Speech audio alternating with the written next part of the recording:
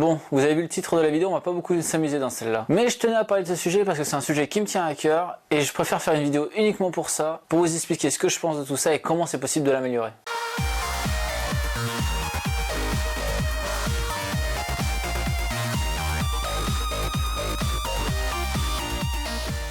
Salut à tous, c'est Léo de la chaîne TechMaker. Aujourd'hui on se retrouve pour un seul sujet que je fais justement derrière quelques polémiques qu'il y a eu avec une vidéo d'LQC. Je sais pas si vous l'avez vu, c'est sa dernière justement sur les pots de colle, où à l'intérieur de la vidéo on va trouver un placement de produit qui va durer 2 minutes et qui n'est pas du tout en accord avec le thème de la vidéo. Très franchement, je vais pas beaucoup revenir sur la vidéo en elle-même parce que je pense que vous l'avez déjà vu de votre côté et je pense que vous savez justement qu'il y a un problème avec ça. Mais malheureusement, la plupart du public ne le sait pas et va prendre ça comme si c'était vraiment quelque chose qu'il aimait derrière, etc. Je parle du jeu en lui-même. Là où il y a un gros souci, c'est qu'il y a un souci d'objectivité de la personne. Hugo, la personne derrière les questions cons, ne doit pas avoir vraiment une affection particulière par rapport au jeu qu'il teste à l'intérieur, mais c'est juste parce qu'il y a un chèque qui est promis derrière. Et c'est là où on commence à se poser comme question, est-ce que Internet va pas devenir le même média que la télévision, avec justement les publicités qui se trouvent en plein milieu d'un programme, qui coupent totalement le programme, mais étant donné que c'est ça qui va faire vivre la chose, et bien du coup c'est pas grave et tout le monde ferme les yeux autour de ça. Là où je veux en venir par rapport à tout ça, c'est que du coup on va retrouver ces placements de produits dans beaucoup de choses. C'est pas la première fois qu'il le fait, il avait fait aussi la même chose avec sa fameuse vidéo de réconciliation avec Quick, ainsi qu'avec Gameloft. Et c'était pas le seul à l'avoir fait, il y avait eu aussi Top 10 ainsi que Poisson Fécond. Là où je trouve ça extrêmement dommage, c'est qu'on est sur un média qui est quand même assez libre, et étant donné que c'est les marques qui ont l'argent, on revient au même système que les fameuses chaînes poubelles qui ont existé pendant un moment sur YouTube mais qui ont vite disparu. Je sais pas si ça vous dit encore quelque chose, mais genre Clash Food, Plouf, c'était des programmes qui étaient proposés sur YouTube sur des chaînes poubelles qui étaient justement organisées par des chaînes de télévision telles que TF1. Mais à l'époque, le public était assez mature pour se rendre compte de la supercherie et du coup, les chaînes n'ont pas duré très longtemps. Mais par exemple, maintenant que le public est plus jeune, on commence à se rendre compte que par exemple sur cette vidéo, on voit que la barre de dislike ainsi que les commentaires parlent uniquement du placement de produit et donc du coup qui est assez bien perçu. Mais vous savez qu'environ sur Cyprien Gaming, environ 5 sur 6 vidéos sont sponsorisées. Au début, c'était même pas mis dans la description, mais ils se sont fait un petit peu taper sur les doigts. Je reviendrai un petit peu sur ça plus tard. Mais en tout cas, ils continuaient quand même à le faire et la barre des likes est toujours au-dessus de 90 voire 95%. Donc ça veut dire que concrètement, il n'y a absolument aucune vidéo qui est faite pour objectivité. D'ailleurs, on le voit au niveau de leurs commentaires. Par exemple, c'est toujours des commentaires extrêmement positifs, c'est toujours coupé, il n'y a pas de bug ou quoi.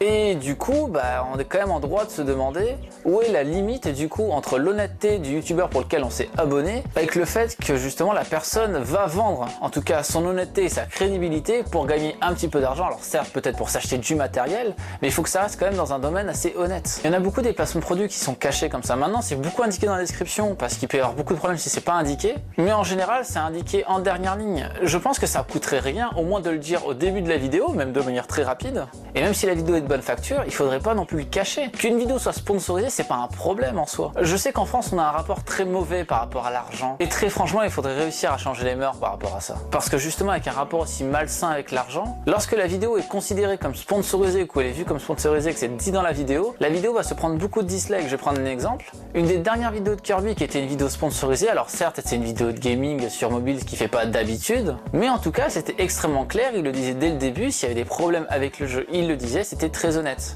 Et pourtant beaucoup de gens se sont plaints. Alors certes les gens peuvent se plaindre par rapport au personnage de Kirby, mais en tout cas ça montre bien qu'il y a un certain problème avec les placements de produits. Les placements de produits ne devaient pas être quelque chose à bannir, mais il faudrait tout de même avoir quelques limites en tant que créateur sur les placements de produits que l'on accepte. Encore une fois, c'est pas parce qu'une vidéo va être sponsorisée que ça va être un mal. Par exemple, une des dernières vidéos du Bazar de Grenier, c'est des vidéos sur Hitman. Il y a actuellement 2 vidéos dessus. C'est des vidéos qui sont sponsorisées par Square Enix. C'est annoncé en début de vidéo. S'il y a des problèmes avec le jeu, ils l'annoncent.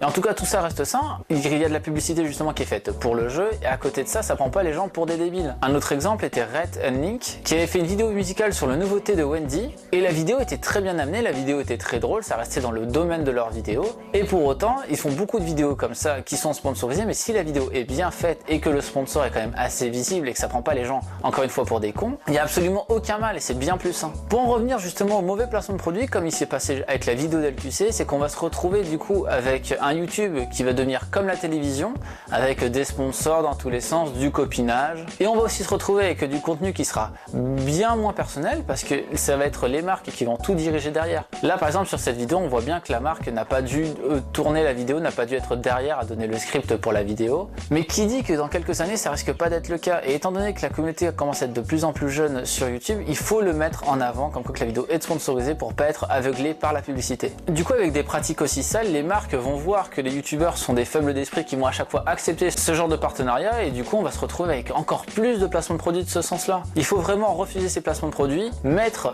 quelques limites par rapport à ça, dire qu'on veut avoir notre avis objectif ainsi que de dire clairement que la vidéo est sponsorisée par une marque. Clairement, il faut réussir à poser ces limites-là aux marques. Vous pouvez clairement le faire en tant que vidéaste. Certes, les marques paieront peut-être moins au début, mais quand ils verront qu'il n'y aura plus personne qui accepterait de faire des placements de produits de manière totalement crade comme ça l'est fait sur beaucoup de chaînes, il va juste falloir tenir et pour pouvoir changer le système. On peut changer le système en tant que youtubeur, c'est surtout ça qu'il faut se dire. Enfin, le plus dramatique par rapport à tout ça, c'est qu'il y a beaucoup de commentaires, beaucoup de tweets, même de personnes telles qu'Anton Daniel, il y avait aussi Dirty Biology qui avait tweeté par rapport à ça, qui parle de cette vidéo et la personne ne réagit même pas par rapport à tout ça. Elle le sait très bien qu'il y a beaucoup de problèmes avec sa vidéo, elle n'est pas totalement aveugle, elle a son Twitter, ce genre de choses, elle voit tous les tweets qui sortent et pourtant il n'y a aucune réponse et aucune excuse par rapport à tout ça. Donc la personne s'en fout royalement. Je pense clairement le meilleur moyen pour lui montrer, ainsi que de montrer à la marque qui a sponsorisé cette vidéo, et de mettre au moins un pouce rouge sur cette vidéo. Je sais que c'est quelque chose qui est compliqué à recevoir en tant que créateur, mais moi-même c'est quelque chose que je n'aime pas vraiment recevoir des pouces rouges, mais c'est le seul moyen pour qu'il puisse voir, je pense en tout cas, qu'il y a un problème avec sa vidéo, qu'il ne faut pas continuer à faire ça, surtout qu'il y avait déjà eu un bashing avec l'histoire de Quick, et il réitère. Alors certes, il faut réussir à payer justement les différentes personnes, mais il y a plein d'autres moyens pour pouvoir financer ces vidéos. Par exemple, le financement participatif, il y a aussi le fait de sortir des vidéos sur un autre système en avant-première et de faire payer ce système-là. Il y a énormément de moyens de pouvoir se financer sans pour autant dénaturer son image ainsi que dénaturer la qualité de ses vidéos.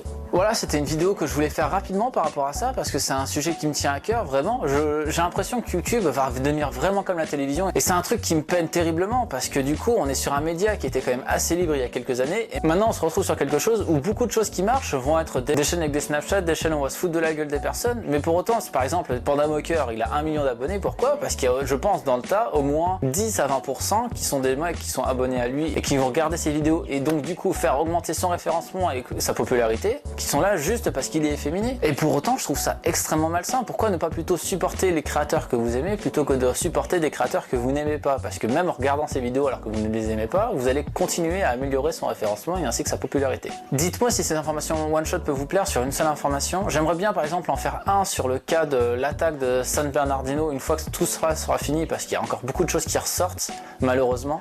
Et je pense clairement qu'il y a de quoi faire une vidéo entière uniquement sur ce sujet, mais je sais pas si ça peut vous plaire d'avoir un seul sujet sur lequel commenter et débattre, parce que je vous invite aussi à commenter et débattre par rapport à ce que vous pensez par rapport à tout ça. Par exemple, je suis sûr il y a beaucoup de personnes qui ne savent pas que Cyprien Gaming, la plupart des vidéos sont sponsorisées. Et quand je dis la plupart, c'est vraiment plus de 3/4 des vidéos sont sponsorisées.